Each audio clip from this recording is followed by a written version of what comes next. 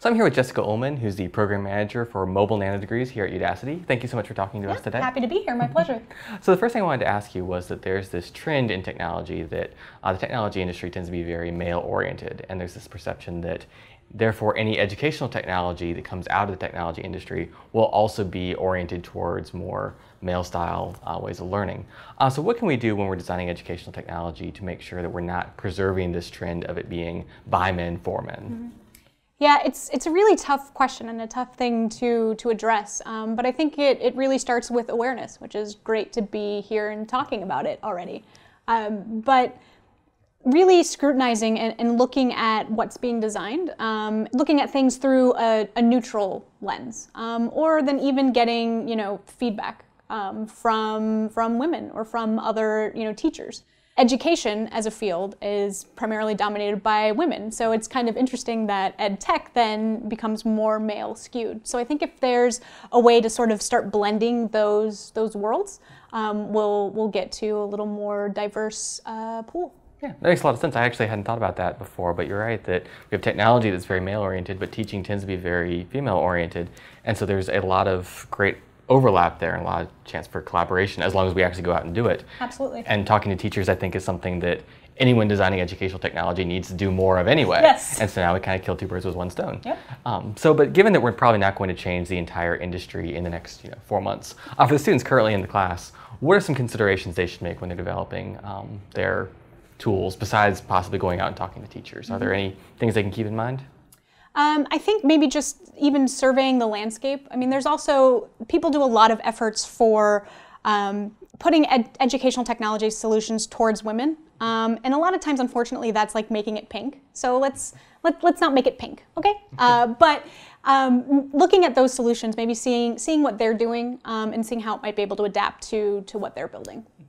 And so I think that the other thing that comes up here is that if our ultimate goal is to make the technology industry itself a little bit less male-dominated, the people in this class will go on to careers in technology. What can they do when they're in their future workplaces or their current workplaces? They can kind of try and combat this trend a little bit. Yeah, I mean, I think the main thing and something that I always push for is not necessarily making a woman a commodity. It's not a hire because she's a woman, or it's not collaborating because she's a woman.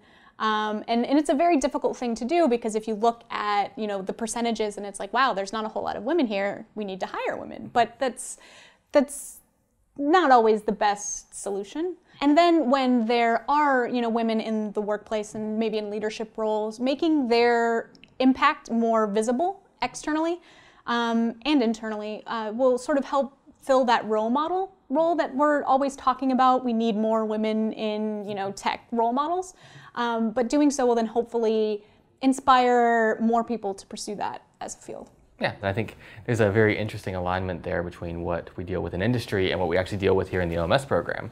That as I'm recording this, hopefully it will change in future semesters, the OMS program is 90% male. Mm-hmm. And there's a tendency to think if it's 90% male, we just need to admit more women. Right. But that's kind of treating the symptom as the thing to be treated, as opposed to it's a symptom of some underlying issue.